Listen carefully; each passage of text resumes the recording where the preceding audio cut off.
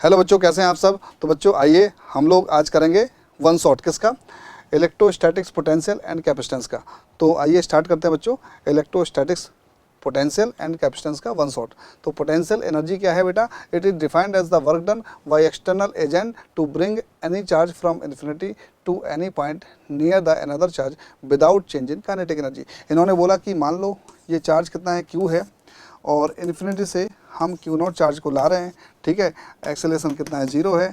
Delta के ई कितना है आपका, 0 है। तो इसको क्यू नॉट को यहाँ तक लाने में, है ना, जो वर्क डन करना पड़ेगा वो सिस्टम की इलेक्ट्रोस्टैटिक्स पोटेंशियल एनर्जी के रूप में स्टोर हो जाएगा। और ये हो जाएगा आपका कितना, K Q one Q two by कितना आर, या फिर के क्यू नॉट बाई कितना आर हो जाएगा, ठीक है। चलो ये बात होगी, ठीक है। तो अगर इन्फिनिटी से किसी एक चार्ज को अन्य चार्ज की, है ना, उपस्थिति में उससे आर डिस्टेंस पर लाने में विदाउट एक्सेलरेशन जो वर्क डन करना पड़ता है वो सिस्टम की इलेक्ट्रोस्टैटिक्स पोटेंशियल एनर्जी के रूप में स्टोर हो जाता है, ये बात है, ठीक है। चलो अच्छा, दो चार्ज हैं, है ना, जिनके बीच का सेपरेशन कितना है, आर है। तो इनकी एनर्जी कितनी होगी, के Q one Q two by कितना आर।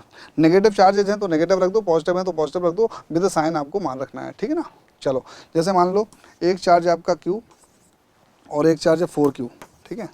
ये माइनस का क्यू ले लो, तो ये डिस्टेंस कितनी है, आर है। तो पोटेंशियल एनर्जी कितनी हो जाएगी, यू बराबर माइनस का कितना के, है ना, क्यू इंटू कितना 4Q अपॉन कितना आर, ठीक है। इस तरीके से आप लोग पोटेंशियल एनर्जी निकाल सकते हो, ठीक है। चलो आगे की बात करें, एक छोटा सवाल है। यहाँ पर 3 चार्ज रखे हैं, इक्विलेटरल ट्रायंगल के वर्टिसेस पर 3 चार्ज रखे हैं, इक्वल चार्ज है, और हमें क्या चाहिए, पोटेंशियल एनर्जी चाहिए सिस्टम की, है ना। Find the work done to assemble the system, है ना। वर्क डन हमें चाहिए जिससे कि ये सिस्टम बन जाए। तो आप देखो ये इन चार्जेस को इन्फिनिटी पर मानेंगे तो U1 कितना हो जाएगा आपका 0, ठीक है।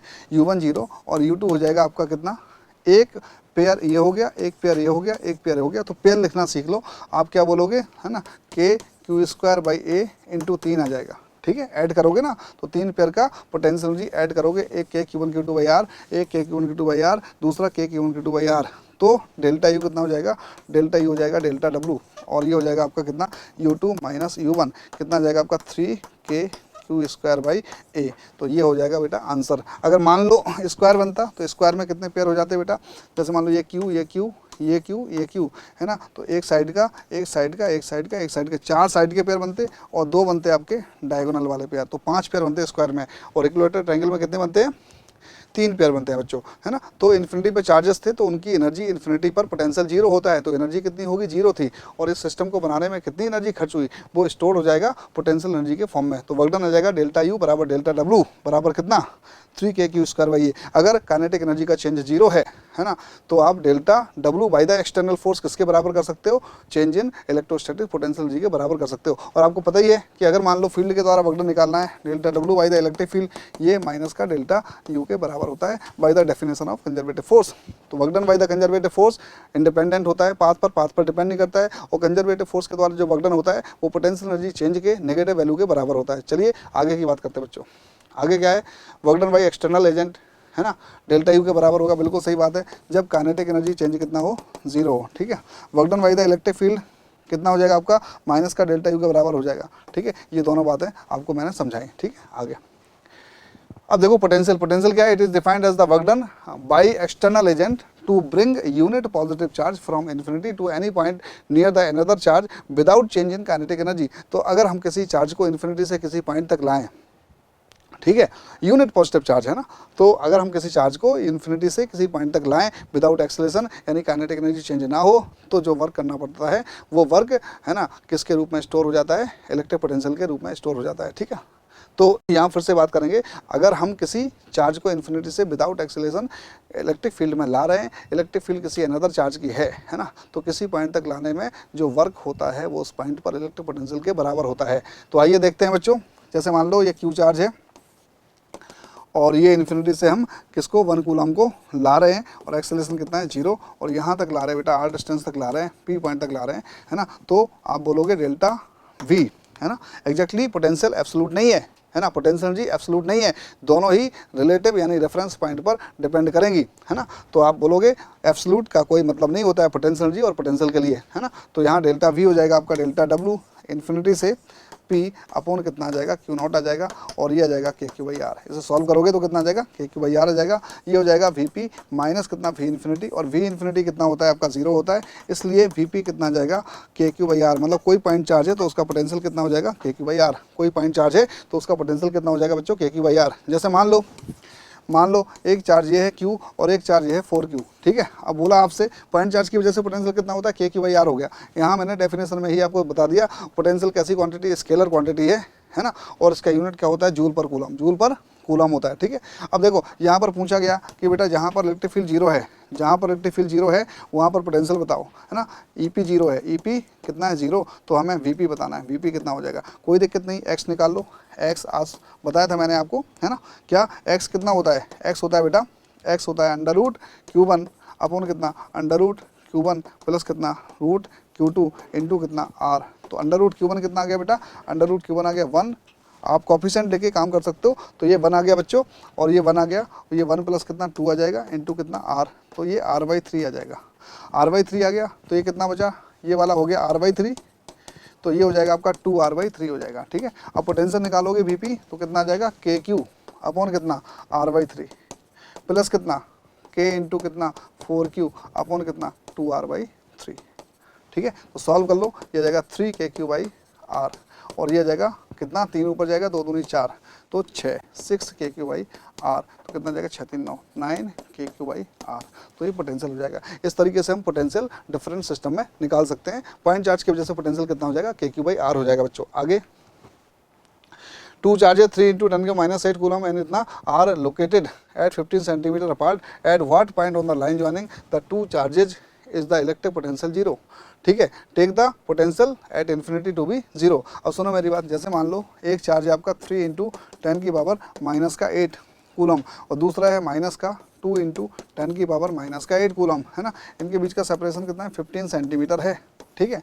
अब आपसे बोला गया किस पॉइंट पर, ठीक है, at what point on the line joining the two charges is the electric potential 0। तो हम 3 कूलम, ये जो 3 × 10⁻⁻8 है, इससे एक डिस्टेंस पर एक पॉइंट मान लेते हैं और बोल देते हैं कि भाई साहब VP कितना है 0 है। तो VP 0 है तो आप क्या बोलोगे K इंटू कितना 3 × 10⁻⁻8, ठीक है।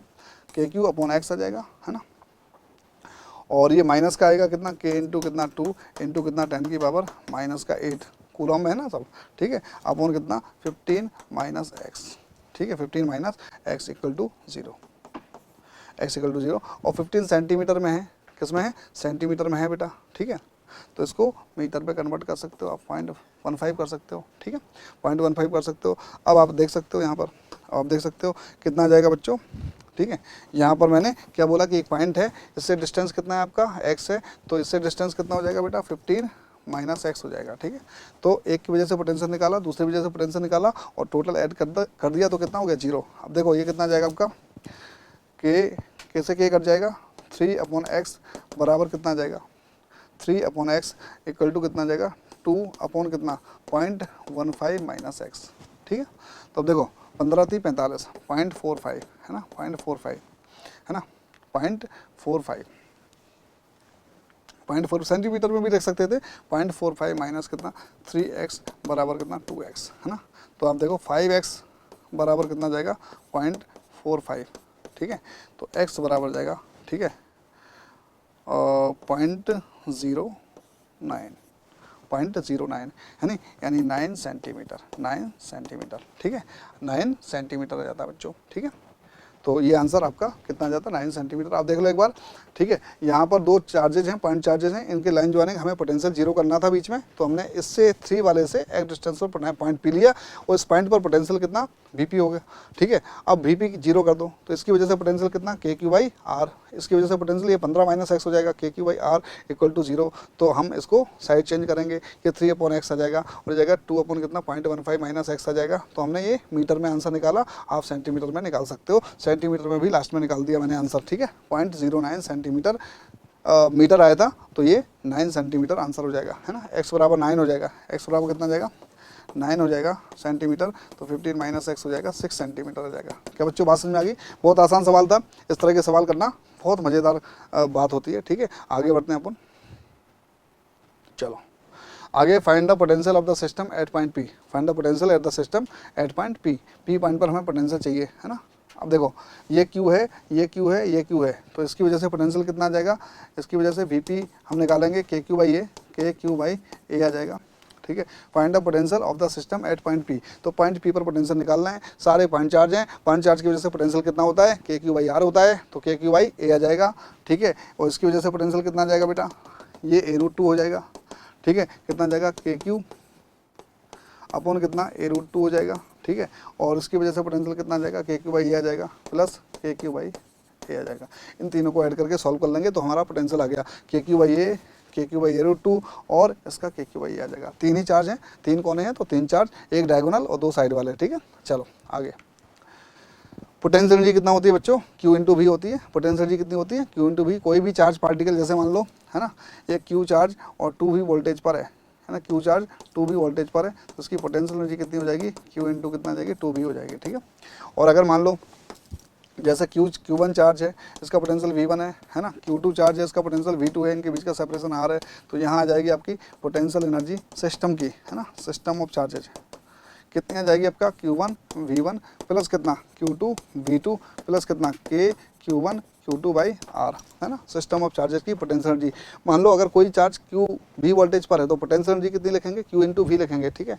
अच्छा, change in potential energy delta U बराबर कितना आ जाएगा, क्यू जैसे वी वन से वी टू तक हम क्यू चार्ज को ले गए बेटा, है ना, तो कितना आ जाएगा, Q V two minus V one आ जाएगा, ठीक है। और इसी को बोलेंगे हम डेल्टा यू, ठीक है। और ये डेल्टा डब्ल्यू के बराबर आ जाएगी, ठीक है।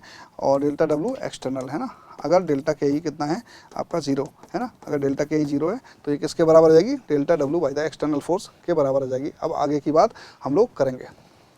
Find the work done to bring 1 micro coulomb charge from A to B, A से बी तक ला रहे, ए से बी तक ला रहे बेटा 1 माइक्रो कूलम यानी 1 इंटू 10 की पावर -6 कूलम का चार्ज हम ए से बी तक ला रहे हैं, ठीक है, कोई दिक्कत नहीं है।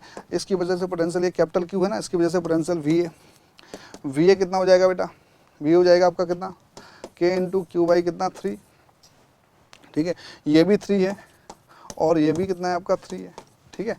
तो इसकी वजह से यहाँ पोटेंशियल कितना हो जाएगा, वी बी इक्वल टू कितना आ जाएगा, के क्यू बाई कितना 3, दोनों पोटेंशियल बराबर है तो वी ए बराबर कितना वी बी, तो डेल्टा वी कितना हो जाएगा आपका 0, तो डेल्टा डब्ल्यू क्या होता है आपका क्यू इंटू डेल्टा वी हो जाएगा 0, तो वर्क डन कितना आ जाएगा 0। ए से बी तक जाएंगे, ए से बी जाएंगे 1 कूलम को या किसी भी 1 माइक्रो कूलम को या फिर किसी भी चार्ज को हम ए से बी ले जाएंगे तो नेट वर्क डन क्या होगा 0। क्यों 0 होगा, क्योंकि जो ए पर पोटेंशियल है वही किस पर पोटेंशियल है बेटा, बी पर पोटेंशियल है और कहीं कोई चार्ज है नहीं, एक क्यू चार्ज जो कि यहाँ पर सेंटर पे रखा है, इस आर्क के सेंटर पे रखा है, इसे सर्कल बनाओगे ना तो सर्कल बनेगा, उसकी रेडियस 3 होगी, उसके सेंटर पे रखा है 1 कूलम रखा है, तो उसकी वजह से यहाँ पोटेंशियल ए पर पोटेंशियल वी होगा, बी पर पोटेंशियल वी होगा, दोनों बराबर होंगे, डेल्टा वी 0, तो वर्क डन क्या हो जाएगा 0।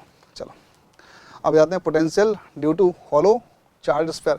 हॉलो चार्ज स्फीयर सभी लोगों को पता है कि यहाँ पर जो आपका कंडक्टिंग स्फीयर है ना, होलो स्फीयर है, इसका समस्त चार्ज कहाँ जाएगा, सरफेस पर आ जाएगा, सरफेस पर आ जाएगा तो बेटा सेंटर से लेके सरफेस तक पोटेंशियल क्या रहेगा, सेम रहेगा।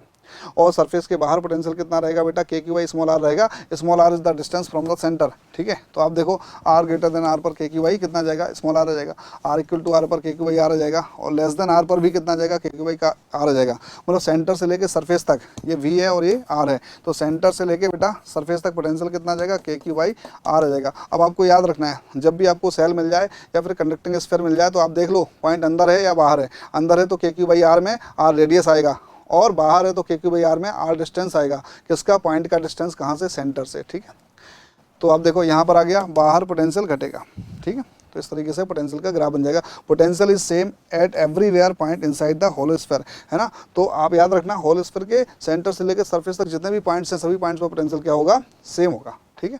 चलो अब देखो अगर कैसा है आपका, इंसुलेटेड है मतलब नॉन कंडक्टिंग है, नॉन कंडक्टिंग के लिए बाहर के लिए तो वही है, बाहर है तो के क्यू बाई स्मॉल आर आएगा, सरफेस पर के क्यू बाई कैपिटल आर आएगा, रेडियस आएगी, ठीक है। अंदर आ जाएगा के Q by 2r Q into कितना 3r square minus r square. Small R क्या है, सेंटर से पॉइंट की दूरी, तो इनसाइड का पोटेंशियल अलग है, बाकी सेंटर के लिए तो आप निश्चिंत रहो, सुनो सेंटर के लिए r कितना हो जाएगा, 0 हो जाएगा, r इक्वल टू कितना हो जाएगा आपका 0, तो vo मतलब सेंटर कितना जाएगा, यह जाएगा आपका 3/2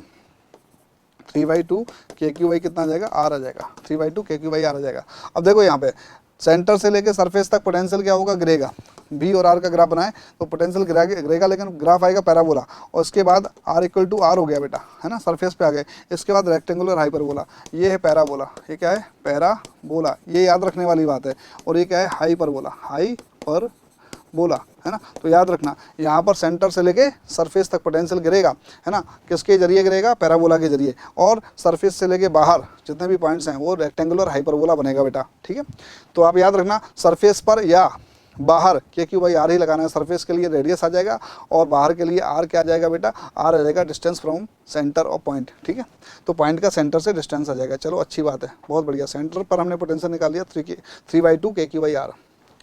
the surface at which the potential is same at every point is said to be क्या, इक्विपोटेंशियल सरफेस। तो इक्विपोटेंशियल सरफेस क्या होता है, जिसके ईच एंड एवरी पॉइंट पर पोटेंशियल क्या होता है, सेम होता है, ठीक है। और ड्यू टू पॉइंट चार्ज की वजह से स्फेरिकल होते हैं। पॉइंट चार्ज यहाँ रख लो बेटा, पॉइंट चार्ज, तो पॉइंट चार्ज की वजह से स्फेरिकल इक्विपोटेंशियल सरफेस होते हैं।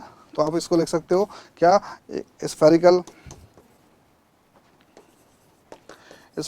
Equipotential surfaces by point charge. Point charge की वजह से सरफेस कैसे होते हैं, इक्विपोटेंशियल सरफेस स्फेरिकल होते हैं। और इलेक्ट्रिक फील्ड कैसी होती है बेटा, हर पॉइंट पर परपेंडिकुलर होती है, ठीक है।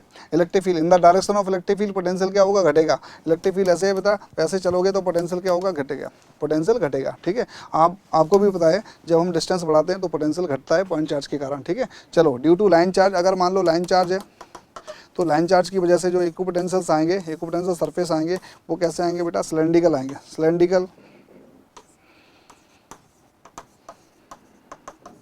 इक्विपोटेंशियल सरफेसेस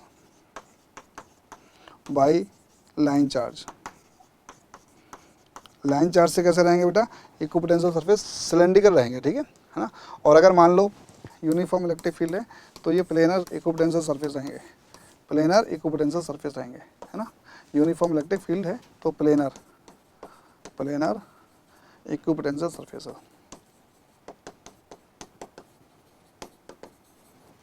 प्लेनर रहेंगे, ठीक है। तो ये बात है हमने आपको बताई, है ना। दो इक्विपोटेंशियल सरफेस आगे मिलेगा आपको, काटते नहीं है ना। दो इक्विपोटेंशियल सरफेस एक दूसरे को कभी काटेंगे नहीं, क्योंकि अलग अलग पोटेंशियल होगा, काटेंगे तो सेम पोटेंशियल हो गया उस पॉइंट पर, तो ऐसा पॉसिबल नहीं होता है। और इलेक्ट्रिक फील्ड की डायरेक्शन भी उस पॉइंट पर अलग अलग मिल जाएंगी, क्योंकि इलेक्ट्रिक फील्ड इक्विपोटेंशियल सरफेस के परपेंडिकुलर होती है। अगर एक पॉइंट से दूसरे पॉइंट तक इक्विपोटेंशियल सरफेस पर मूव करते हैं किसी चार्ज को, तो वर्क डन क्या होता है, जीरो। वर्क डन क्या होता है, जीरो, ठीक है। चलो, और in the direction of electric field potential क्या होगा, घटेगा। चलो, direction of electric field is always perpendicular to equipotential surfaces, to equipotential surface never intersect each other. बहुत बढ़िया बात है।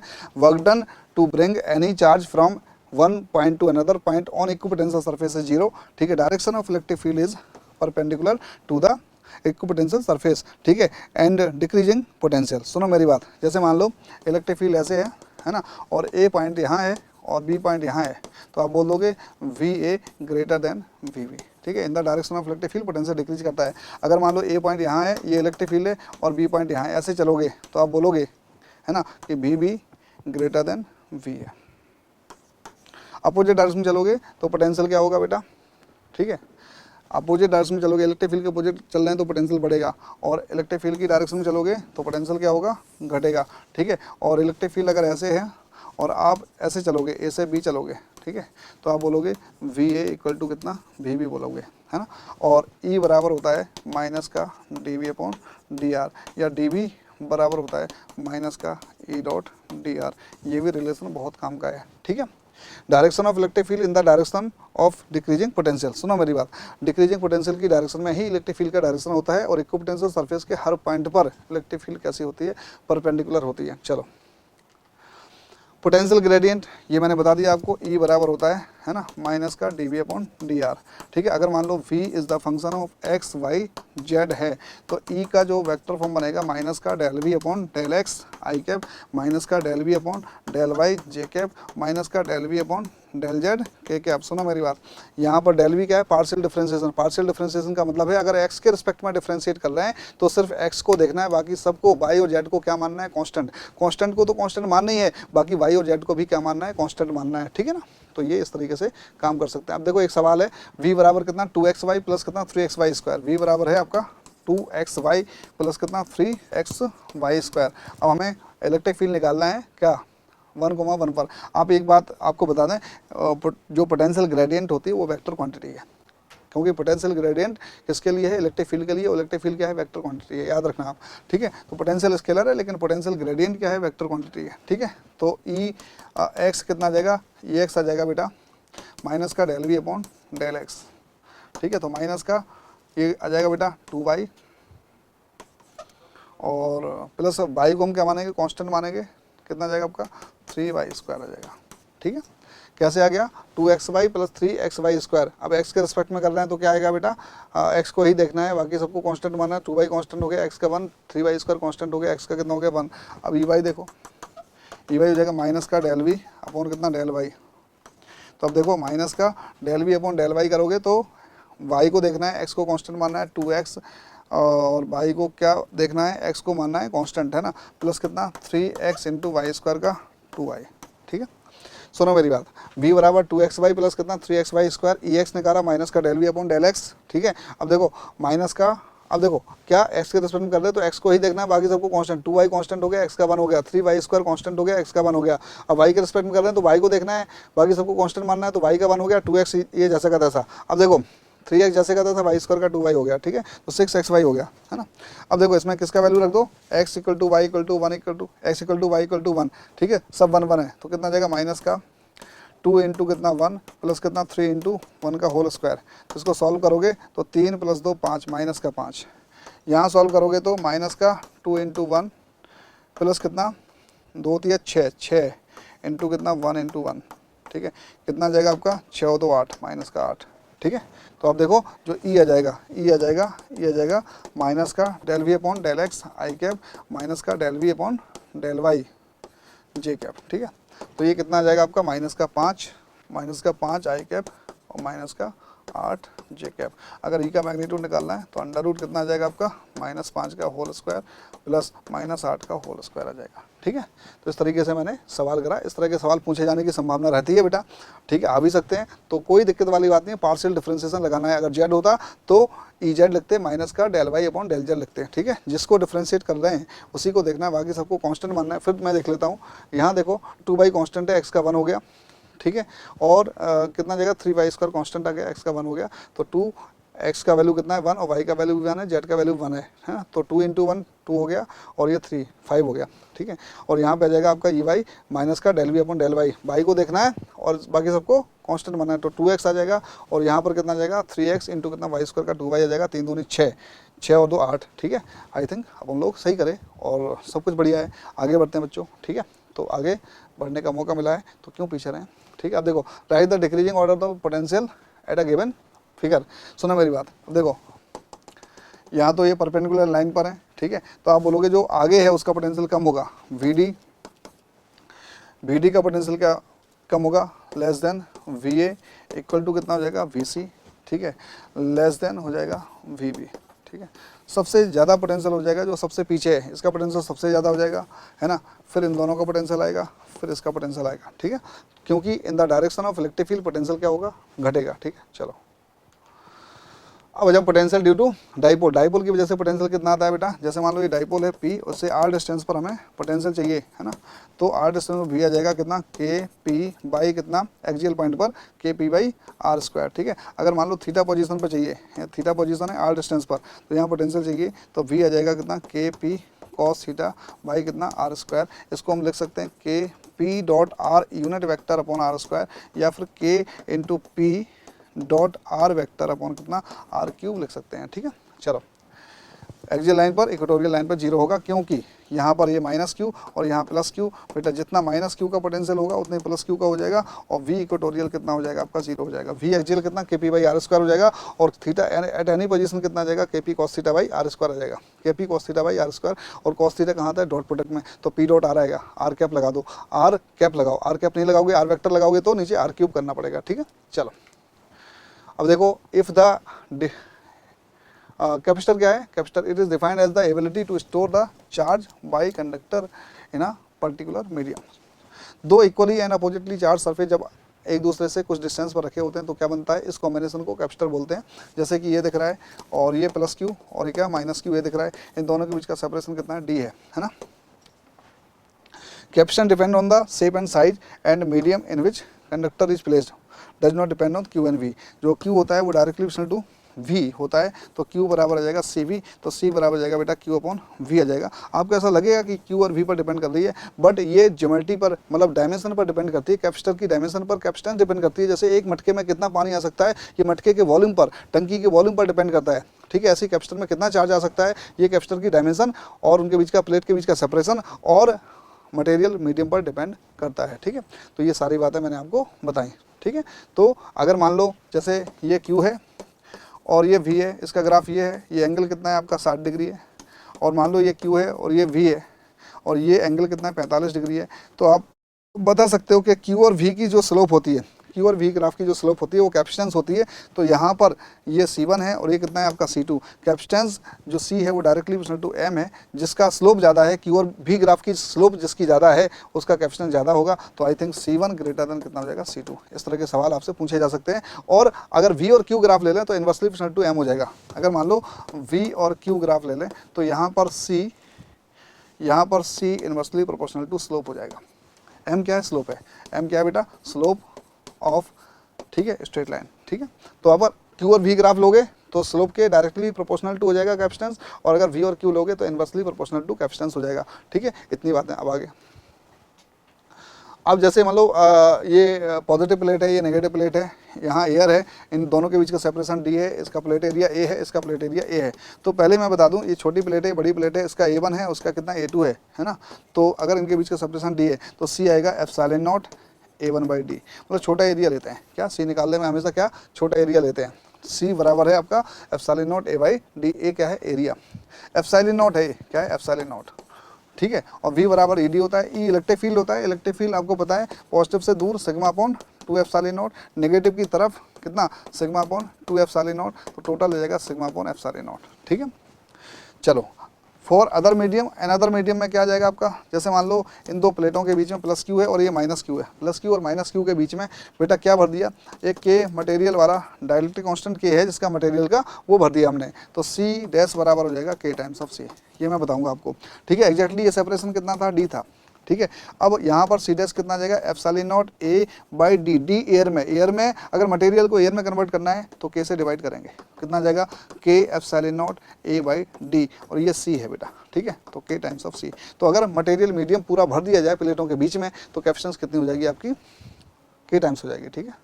चलो अब व्हेन टू कैपेसिटर और capacitance C1 C2 having potential V1 V2 are connected. अब कनेक्शन के दो तरीके हो सकते हैं, ठीक है। जैसे इस पर चार्ज कितना है C1 V1, Q1 है कितना C1 V1, और Q2 कितना है बेटा C2 V2, Q2 है C2 V2। अगर मान लो दोनों की पॉजिटिव पोलरिटी को हमने कनेक्ट कर दिया, ये पॉजिटिव है नेगेटिव, ये पॉजिटिव है नेगेटिव, अगर ऐसे जोड़ दिया ये C1 ये C2, ठीक है। तो इसका कॉमन पोटेंशियल आएगा C1 V1 प्लस कितना C2 V2 अपॉन कितना C1 प्लस C2। और इसमें जो एनर्जी लॉस आएगा इस प्रोसेस में वो डेल्टा ही होगा जब सेम पोलरिटी की प्लेट को कनेक्ट करेंगे एक साथ, हाफ C1 C2 अपॉन कितना C1 प्लस C2 इंटू कितना जाएगा आपका V1 माइनस V2 का होल स्क्वायर आ जाएगा, ठीक है। चलो अगर मान लो डिफरेंट प्लेट को जोड़ दिया तो पोटेंशियल रहेगा C1 V1 minus C2 V2 upon C1 plus C2, इसमें डेल्टा यू मिलेगा हाफ C1 C2 अपॉन कितना C1 प्लस C2 इंटू कितना V1 प्लस V2 का होल स्क्वायर, ये मिलेगा, ठीक है। अब जैसे मान लो आपको बोला गया कि एक कैपेसिटर था, चार्ज कैपेसिटर था, अनचार्ज से जोड़ा, ठीक है। एक कैपेसिटर चार्ज था, जैसे मान लो एक चार्ज कैपेसिटर था बेटा, है ना, इस पर पॉजिटिव इस पर नेगेटिव, है ना। इस पर चार्ज Q बराबर कितना था CV था, एक अनचार्ज कैपेसिटर था, इससे हमने जोड़ दिया, इससे जोड़ दिया, इस कैपेसिटर को मैंने इससे जोड़ दिया बेटा, ठीक है। ये पॉजिटिव इस पर नेगेटिव, इस पर 0 0 चार्ज था, जब जोड़ दिया, है ना, तो बोला कि कितना परसेंटेज एनर्जी का लॉस होगा, कितना परसेंटेज एनर्जी का लॉस हुआ। तो मैं आपको बताऊं डेल्टा यू जो होता है, डेल्टा यू होता है हाफ C1 C2 अपॉन कितना C1 प्लस C2 इंटू कितना V1 माइनस V2 का होल स्क्वायर होता है। ठीक है, तो आप देखो ये C है और ये भी C है। ठीक है, तो कितना आ जाएगा आपका, और U1 कितना हो जाएगा, U1 कितना था बेटा, U1 था हाफ CV²। इस पे तो एनर्जी थी नहीं, आगे मैं बताऊंगा आपको एनर्जी, कैपेसिटर की एनर्जी कितनी होती है, हाफ CV²। बैटरी वर्क करती है CV², या बैटरी वर्क करेगी QB और एनर्जी स्टोर होगा हाफ QB। बैटरी वर्क करेगी CV², एनर्जी स्टोर होगा आपका हाफ CV², आधा हीट के फॉर्म में, रेडिएशन के फॉर्म में लॉस हो जाएगा। ठीक है, चलो तो यहाँ पर कितना आ जाएगा बेटा, हाफ C/2 इंटू कितना V² आ जाएगा। ठीक है, तो आप परसेंटेज लॉस ऑफ एनर्जी अगर पूछें कितना आ जाएगा आपका, डेल्टा यू अपॉन कितना U1 इंटू 100। ठीक है, तो डेल्टा यू कितना था आपका, हाफ इंटू कितना CV²/2 अपॉन कितना हाफ CV² इंटू कितना 100, है ना। तो हाफ CV² से हाफ CV² गया 100/2 कितना 50, 50% का लॉस हो जाएगा। ठीक है, चलो ये इस तरह की बातें हमने करी। तो ये क्या था, जब दो कैपेसिटर एक दूसरे चार्ज हैं और उन दोनों को दो अलग अलग तरीकों से जोड़ा जाए, एक तो सेम पोलैरिटी प्लेट को जोड़ा जाए एक साथ, और एक डिफरेंट पोलैरिटीज़ की प्लेट को एक साथ जोड़ा जाए, तो एनर्जी लॉस कितना होगा, कॉमन पोटेंशियल कितना होगा, चार्ज वगैरह फिर बाद में हम निकाल सकते हैं Q बराबर CV से, क्योंकि कॉमन पोटेंशियल आ जाएगा तो Q बराबर CV लगाएंगे तो चार्ज भी आ जाएगा। ठीक है, चलो अब फोर्स बिटवीन टू प्लेयर्स, देखो यहाँ पर इलेक्ट्रिक फील्ड कितनी होगी, सिग्मा अपॉन 2f/0। यहाँ पर देखो नेगेटिव की तरफ, और इस पर इसकी वजह से होगी। ठीक है, कितना होगी, सिग्मा अपॉन 2f/0। इस पर फोर्स ये लगेगा, इस पर फोर्स ये लगेगा, है ना। तो F इक्वल टू हो जाएगा Q इंटू ई, है ना। कितना आ जाएगा आपका Q इंटू ई, कितना सिग्मा अपॉन 2f/0, कितना आ जाएगा Q इंटू कितना सिग्मा अपॉन Q अपॉन ए इंटू 2f/0, तो आ जाएगा Q² अपॉन कितना 2f/0a। तो फोर्स कितना लगेगा, Q² अपॉन 2f/0a। मतलब ये दोनों एक दूसरे को किस फोर्स से खींचेंगी, Q² अपॉन 2f/0a। आगे एनर्जी स्टोर कितना हो जाएगा बेटा, हाफ CV², बैटरी वर्क करेगी CV² और एनर्जी लॉस हो जाएगा हाफ CV²। डेल्टा एच का फॉर्मूला है बेटा हीट लॉस है delta W by the work done by the battery minus कितना delta U, work done by the battery कितना QB होगा। डेल्टा यू कितना हो जाएगा, U2 है आपका हाफ QB माइनस कितना 0, है ना भाई। पहले एनर्जी कितना था आपका 0 था, और बाद में कितना हाफ QB हो गया, तो हो जाएगा हाफ QB। ये फार्मूला हम बड़े बड़े सवाल में भी लगा सकते हैं। ठीक है, तो आपको याद रखना है, अगर मान लो कोई कैपेसिटर, ठीक है, चार्ज किया जाता है बैटरी से, तो कितना हाफ CV² स्टोर होगा, बैटरी का वर्क डन होगा CV² और आधा लॉस हो जाएगा। ठीक है, चलो अब देखो एनर्जी लॉस तो मैंने बता दिया। ठीक है, यहाँ पर भी सेम पोलैरिटी में, ये मैंने पहले ही बता दिया, कितना डेल्टा यू हो जाएगा हाफ C1 C2 अपॉन कितना C1 plus C2 into V1 minus V2 का होल स्क्वायर। ठीक है, ये वाला केस। चलो अपोजिट पोलैरिटी में कितना डेल्टा यू कितना है आपका, हाफ C1 C2 अपॉन कितना C1 plus C2 into V1 plus V2 का होल स्क्वायर। ऐसे चलो two capacitor of same capacitance C having potential V and 2B connected, same polarity opposite polarity, find the percentage energy loss in each cases. ठीक है, सुनो मेरी बात, अब सुनाओ डेल्टा यू। ठीक है, डेल्टा यू कितना हो जाएगा, हाफ C1 C2, है ना, आइडेंटिकल कैपेसिटर है, टू सेम कैपेसिटर है, C कैपेसिटेंस होगा तो C/2 हो जाएगा, C1 C2 upon C1 plus C2 into कितना सेम पोलैरिटी वाला केस कर रहे हैं, सेम पोलैरिटी वाला केस। ठीक है, तो सेम पोलैरिटी में डेल्टा यू कितना आ जाएगा, half C1 C2 upon C1 plus C2 C/2 हो जाएगा, और कितना आ जाएगा आपका V1 माइनस V2 का होल स्क्वायर। ठीक है, कितना आ जाएगा C/4 आ जाएगा इंटू कितना ये आ जाएगा V²। ठीक है, अब देखो two capacitor of same polarity connect कर दिया, then find percentage loss in each case. ठीक है, then find percentage loss in each case. तो ये तो डेल्टा यू आ गया बेटा, U1 कितना था, U1 था कितना half C into V² plus कितना हाफ इंटू C इंटू कितना 2V का होल स्क्वायर। ठीक है, हाफ CV² कितना था आपका बेटा 2B का होल स्क्वायर, तो कितना जाएगा हाफ CV² प्लस कितना ये 4 आ जाएगा, 2 दूनी 4 2CV²। ठीक है, कितना आ जाएगा आपका 2 दूनी 4 और 1 5 5/2 CV² आ जाएगा, 5/2 CV² आ जाएगा। और इस केस में अगर परसेंटेज लॉस निकालना है तो डेल्टा यू अपॉन कितना U1 इंटू 100। ठीक है, कितना आ जाएगा डेल्टा यू हो जाएगा CV²/4 अपॉन कितना 5/2 CV² इंटू कितना 100, तो CV² से CV² गया। ठीक है, और ये कितना आ जाएगा 1/20 आ जाएगा, और 2 ऊपर भाग गया इंटू कितना 100 20 100 कितना आ जाएगा 5 दूनी 10%। ठीक है, तो आप ये देखो, two capacitor of same capacitance C having potential कितना V and 2V are connected in same polarity. Same polarity में तो डेल्टा यू कितना half C1 C2 upon C1 plus C2 into कितना V1 माइनस V2 का whole square. तो half C1 C2 upon C1 plus C2 into V1 minus V2 का whole square करा तो ये जाएगा आपका V माइनस 2V माइनस का V का होल स्क्वायर, V स्क्वायर आ जाएगा, ये जाएगा CV स्क्वायर बाई 4 आ जाएगा, CV स्क्वायर बाई 4 आ जाएगा। ठीक है, और U1 कितना था, U1 कितना था बेटा, एक पर एनर्जी कितना था हाफ CV स्क्वायर और दूसरे पर कितना था हाफ C इंटू 2V का होल स्क्वायर। तो कितना जाएगा हाफ CV स्क्वायर प्लस कितना 2CV, तो 5/2 CV स्क्वायर, तो CV स्क्वायर बाई 4 है ना, ये एनर्जी लॉस हो गया। U1 कितना है 5/2 CV स्क्वायर, CV स्क्वायर से CV स्क्वायर गया, 4 नीचे आएगा, 5 है, 4 5 20, 2 ऊपर जाएगा, 20 5 100 5 दूनी 10। ठीक है, इसके बाद अपोजिट पोलरिटी में बेटा डेल्टा यू कितना आ जाएगा, डेल्टा यू आ जाएगा अपोजिट पोलरिटी में कितना आ जाएगा बेटा, डेल्टा यू हो जाएगा कितना हाफ C/2 इंटू कितना V1 प्लस V2 का होल स्क्वायर 9V स्क्वायर आ जाएगा। ठीक है, तो 9/4 CV स्क्वायर आ जाएगा। ठीक है, यू इनिशियल तो आपको पता है। ठीक है, तो डेल्टा परसेंटेज लॉस क्या से आएगा, परसेंटेज लॉस आएगा डेल्टा यू अपॉन कितना यू इनिशियल इंटू कितना 100। ठीक है, तो 9/4 है ना इंटू CV स्क्वायर, कितना CV स्क्वायर 9/4 CV स्क्वायर, और ये कितना जाएगा 5/2 CV स्क्वायर इंटू कितना 100। ठीक है, 2 दूनी 4, ठीक है, 5 दूनी 10, 10 से 10 गया, कितना जाएगा 90%। कितना लॉस हो गया 90% का लॉस हो गया, इसमें 10% का लॉस हो रहा था। ठीक है, क्या बच्चों बात समझ में आई। डेल्टा यू निकालेंगे half C1 C2 upon C1 plus C2 into कितना V1 प्लस V2 का होल स्क्वायर, तो V1 प्लस V2 3V हो जाएगा, 3V का होल स्क्वायर 9V स्क्वायर आ जाएगा, 9/4 आ जाएगा, तो 9/4 यहाँ आ गया, और ये इनिशियल कितना था, इनिशियल तो वही है 5/2 CV स्क्वायर। इस तरीके से कितना आ गया 90% आ गया, कितना आ गया बच्चों 90% आ गया। ठीक है, चलो इस तरीके से सवाल हो गया। अब आगे, a capacitor of capacitance C is connected by the battery. If the battery is disconnected and dielectric slab insert between the plates, then find the change. सुनो मेरी बात, एक तो बैटरी डिस्कनेक्ट है, तो Q क्या रहेगा, कांस्टेंट रहेगा, Q क्या रहेगा, कांस्टेंट रहेगा, और Q बराबर होता है बेटा CV। Q बराबर क्या होता है CV, तो Q कांस्टेंट है और C बढ़ेगा तो V घटेगा, V घटेगा तो E घटेगा, है ना, E घटेगा, ये सारी चीज़ें हैं, है ना। अगर मान लो डाइलेक्ट्रिक कांस्टेंट हमने इंसर्ट करा तो C बढ़ेगा, और Q बराबर CV होता है। Q बराबर क्या होता है CV। बैटरी डिस्कनेक्ट कर दी तो चार्ज कांस्टेंट होगा, अगर बैटरी हम डिस्कनेक्ट करेंगे है ना तो चार्ज कांस्टेंट रहेगा, चार्ज कांस्टेंट रहेगा तो Q बराबर CV लगाएंगे, C बढ़ेगा तो V घटेगा, V घटेगा तो E भी घटेगा, V बराबर ED होता है। ठीक है, और एनर्जी कितनी होती है आपकी, एनर्जी कितना लिखेंगे Q square by 2C, energy लिखेंगे Q स्क्वायर बाई 2C लिखेंगे बच्चों, है ना, एनर्जी लिखेंगे Q स्क्वायर बाई Q तो सेम है 2C, C डैश हो जाएगा K टाइम्स ऑफ C। ठीक है, तो U डैश आ जाएगी U बाई K, है ना, U बाई K हो जाएगी energy.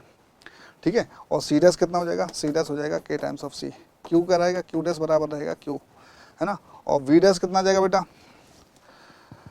C dash into V dash बराबर कितना C इंटू कितना V हो जाएगा, तो बेटा ये K times of C into कितना V डैश बराबर कितना C इंटू V, तो ये कट गया, V डैश बराबर आ जाएगा V बाई K, और E डैश बराबर आ जाएगा बेटा कितना E बाई K आ जाएगा।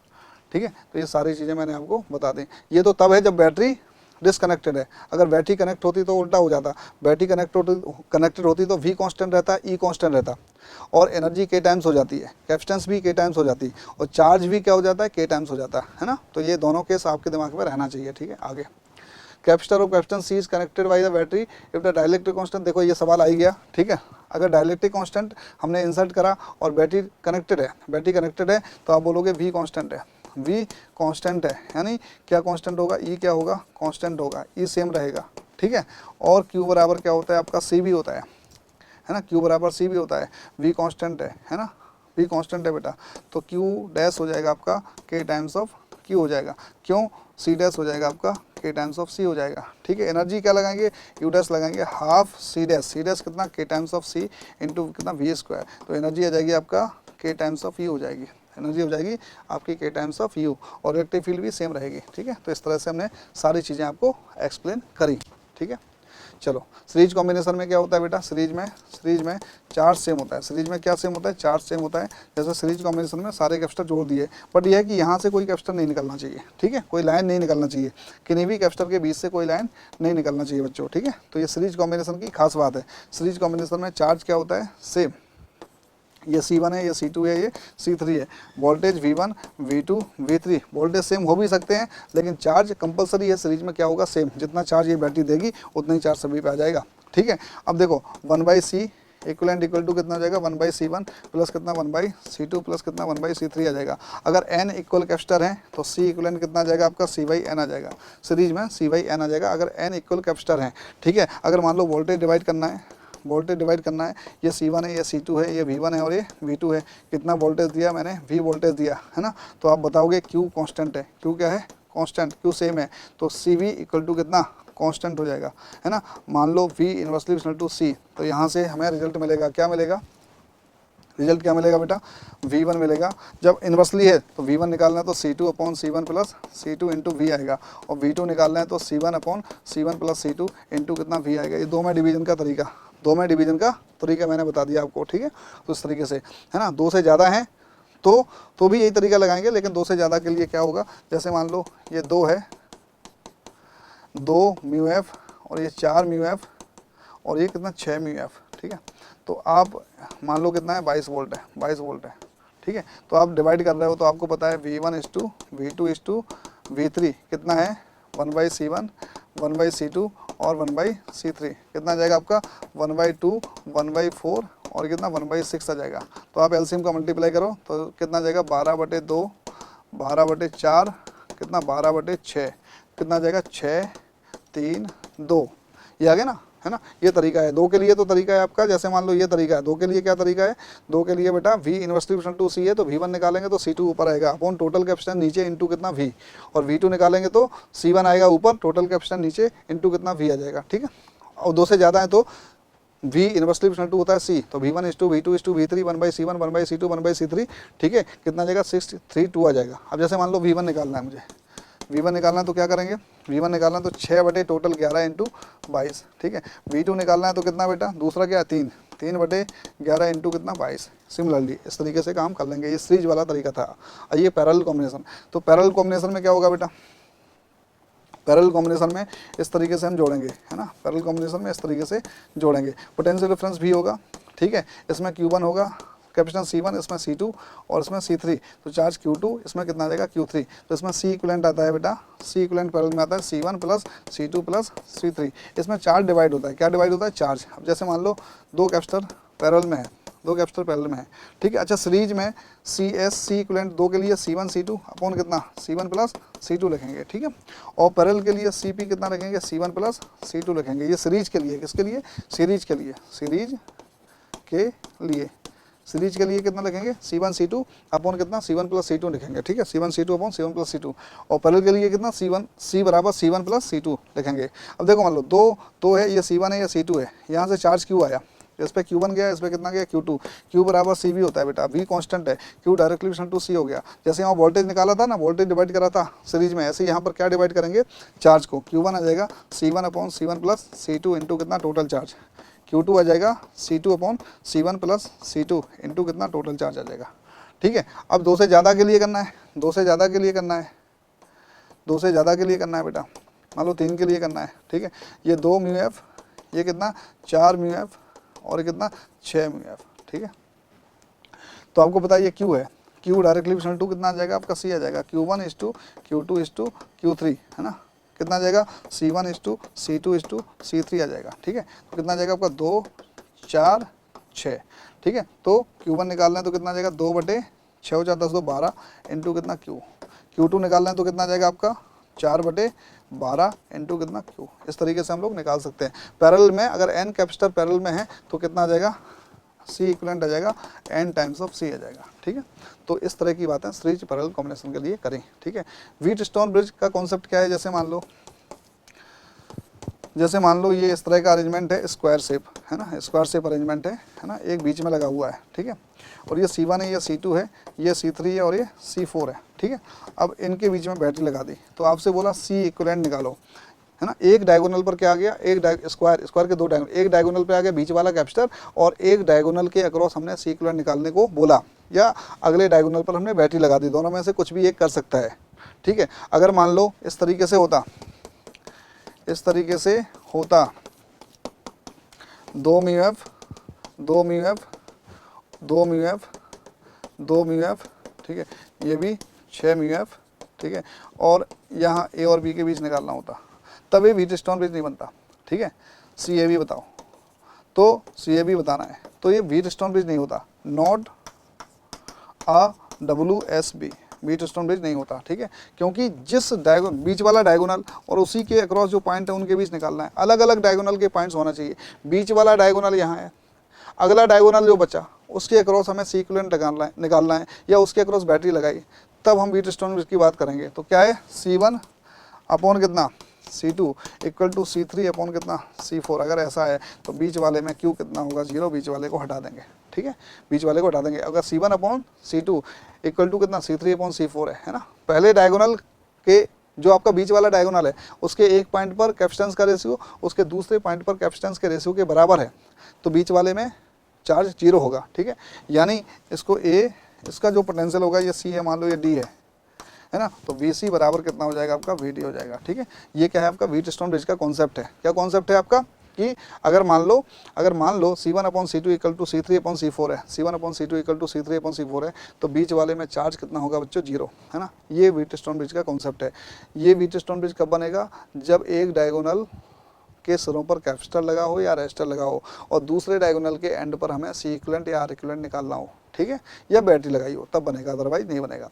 तो जो बीच वाला डायगोनल है उसके एक पॉइंट पर कैपेसिटेंस का रेशियो या रेजिस्टेंस का रेशियो, रेजिस्टेंस है तो रेजिस्टेंस का रेशियो, कैपेसिटर है तो कैपेसिटेंस का रेशियो उतना ही होगा जितना इस दूसरे एंड पर कैपेसिटेंस का रेशियो या रेजिस्टेंस का रेशियो है, ठीक है। मैं आपको बता देता हूँ, जैसे मान लो ये 2 है, ये 2 है, 2/2 1, यहाँ पर भी 2 है और यहाँ 2 है, तो 2/2 1। लेकिन ये व्हीटस्टोन ब्रिज क्यों नहीं है, क्योंकि जो बीच वाला डायगोनल है उसी के सिरों पर हमें सी इक्विवेलेंट निकालना है, इसलिए नहीं है, ठीक है। तो अब इसको कैसे करेंगे, इसको करेंगे, देखो 2 2 कितना आ जाएगा, 1 आ जाएगा सीरीज में, ये कितना आ जाएगा 2 2 कितना आ जाएगा, 1 आ जाएगा, तो 1 1 2 और ये 6 6 2 8, तो सी भी कितना आ जाएगा बेटा, 8 आ जाएगा, 8 माइक्रो फैराड आ जाएगा। इसका आंसर हम व्हीटस्टोन ब्रिज से नहीं निकालेंगे। तो बच्चों ये था आज का इलेक्ट्रोस्टैटिक पोटेंशियल और कैपेसिटर का वन शॉट। तो बहुत बढ़िया तरीके से सारी चीज़ों को एक्सप्लेन करा गया है, आप इसको देखिए, समझिए और सीखिए, ठीक है। तो wish you all the best, love you.